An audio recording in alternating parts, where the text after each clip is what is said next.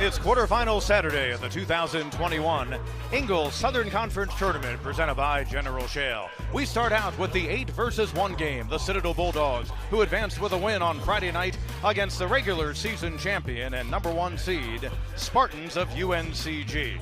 Here is how we arrive at this Saturday, the final 8 in the SoCon. On Friday night, the first opening round game, the Citadel scored 68 second half points and rolled past Western Carolina. Mercer down Samford, so that sets the bracket for a great Saturday of basketball here in Asheville, North Carolina. Hi friends, and welcome back in with Dean Keener, Pete Yannity with you. Getting ready for a battle today in which the Citadel Bulldogs fell twice in the regular season to Uncg, but that's really not really something you'd expect not to see, because Uncg, although losing some key players inside, is the same old high-level club that Wes Miller has had now in Greensboro for about a decade. Yeah, there's been sustained excellence by Wes Miller and staff over the last 10 years, as you mentioned. A different team, but they are still the king, and they're the hunted here this weekend. They beat every team in the league at least once, but after winning 7 in a row, they finished just 4-3 down the stretch. So it'll be interesting to see how they start out this afternoon. Now you think of the Citadel Bulldogs, and they've got an all-SoCon first-team player in Hayden Brown, but in the win against Western Carolina, another one of their big men stepped up. Stephen Clark out of Charlotte, he is really coming along in his sophomore season. He certainly is. Well, he's always had a high ceiling.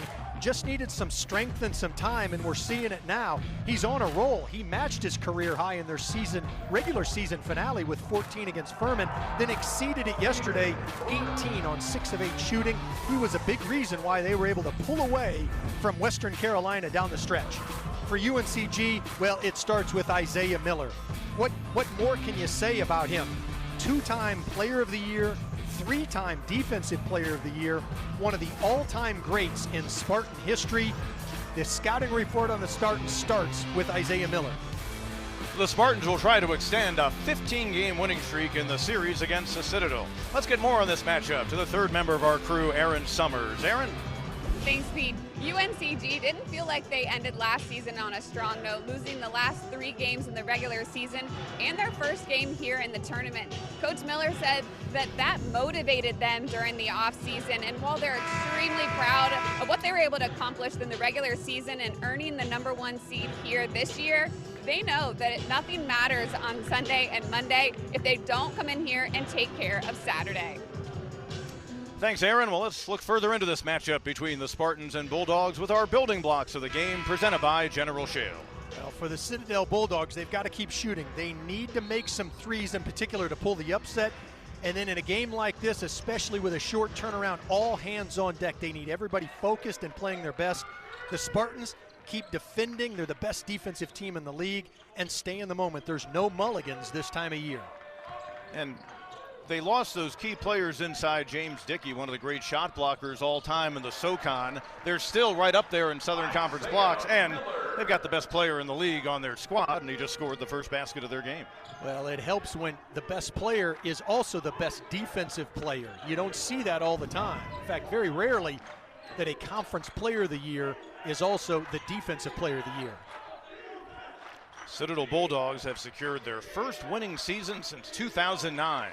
And Duggar Balcom, their head coach, really got things turned around from a rough 2019 and 20 campaign. Caden Rice, a big reason for their improvement. Can't get the roll, but there's Clark with the offensive rebound. Fletcher AB thought about it. Rice has it rejected, and Caleb Hunter gets it back for the Spartans. And then 15 points and 7 rebounds in the second. And he has done that kind of work against a lot of folks. That guy would love to make a difference today. He combined for just 7 points in the 2 regular season games, but Stephen Clark gives us a 2-point contest. And he knew exactly that what was going on with Koval as a good shot blocker, so he came to a 2-foot jump stop. And it'll go back over to the Citadel Bulldogs. Now, that was a turnover by Miller, but what you've got to love is Isaiah Miller never takes a possession off. And of course, Miller's everywhere for Uncg. Wes Miller, season number 10, getting close to 182 wins in his career. And he has built this program into really the replica that you want to try to copy in the Southern Conference. And a little floater for the senior, Derek Webster. Nearly a carry by Miller.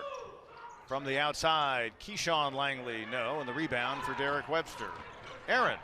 That defensive intensity that Greensboro plays with starts with the type of players that they recruit. They recruit players that have energy for that style of play. They're very honest about it up front. And then it's something that's passed down from the upperclassmen, people like Isaiah Miller, who embody that every day.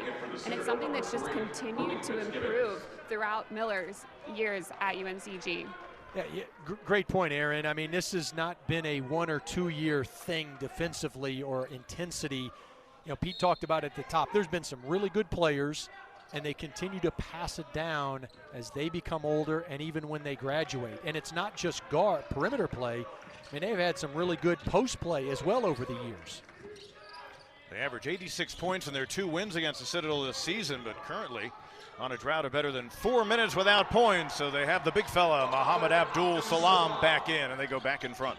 He knocked down a couple of threes. I think he ended with 3 yesterday. And again, he was a big part of their success. Deflected by Webster. Bulldogs have a chance to go in front for the first time, and Caden Rice doing just that. And of note, Hayden Brown has been getting a breather during this stretch in which the Citadel Bulldogs have gone on a 10-2 run. And with 11:34 to go in the opening half, Rice and the Dogs are in front.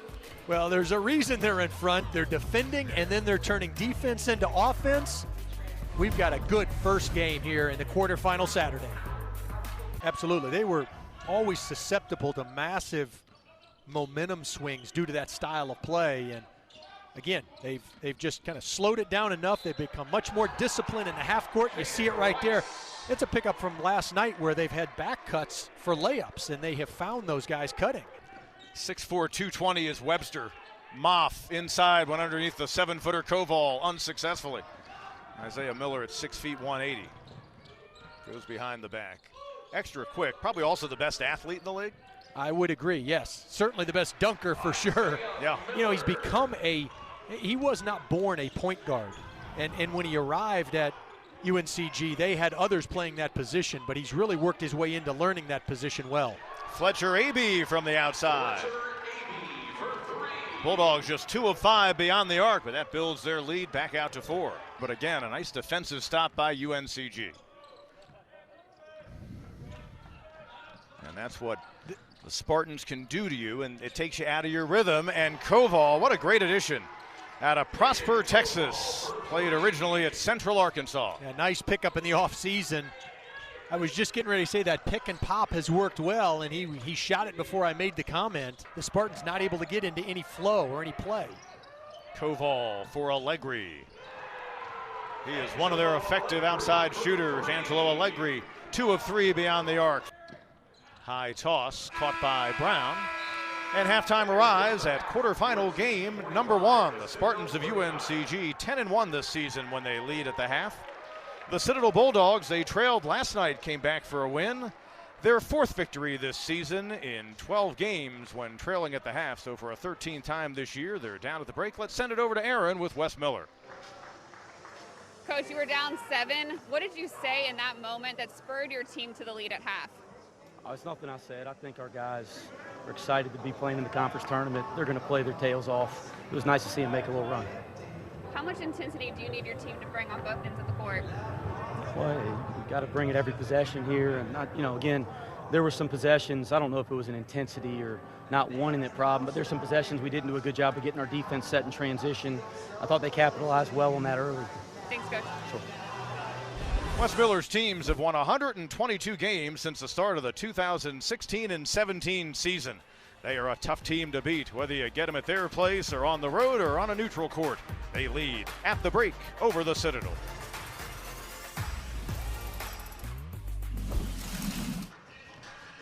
Halftime winding down here in Asheville, North Carolina. Game 1 on quarterfinal Saturday at the 2021 Ingalls SoCon Championships presented by General Shale. Muhammad Abdul Salam and the UNCG Spartans own the lead by half a dozen on the Citadel Bulldogs. We welcome you back here in Western North Carolina. A great Saturday of basketball. We're underway with Dean Keener, Pete Hannity with you. Citadel Bulldogs scored 68 points in the second half last night. They started slowly today, Dean, but all of a sudden as that first half got going, they started to look like they'd picked up the form from the final 20 minutes against Western Carolina on Friday. Yeah, they were good for about the first 10 or 12 minutes, but as Wes talked to Aaron about heading to halftime, boy, he harped on the defense, and that's what the Spartans did. They elevated their defense in the last 8 to 10 minutes, and it led to steals and runouts, and that's a big reason why they shot 51.5% from the floor and have the lead at halftime. Yeah, Uncg really flipped the tables after trailing by 7 and built out a significant lead in the 6-point advantage. Now, the Spartans shoot just 29% from beyond the arc this season, but they were really good in that regard in our opening half. Yeah, they were. They got it from a couple of different guys. I mean, Koval was 3 of 3. I'm not sure that the Bulldogs were ready for that. But to your point, I mean, those stats bear out a big reason why they have a 6-point lead. They were able to knock down some key shots. For Citadel, a couple of different guys, but mainly it was Hayden Brown inside, and he got his work done really in the last 6 or 8 minutes. Dodged a bullet by not picking up a second foul at the defensive end. He was able to keep the Bulldogs close with some nifty shots inside.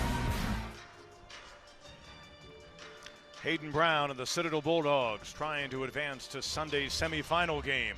11 points in the opening half. That leads the Bulldogs team, while Isaiah Miller with 13 for UNCG leads all scorers. Let's send it over to Aaron Summers. Aaron?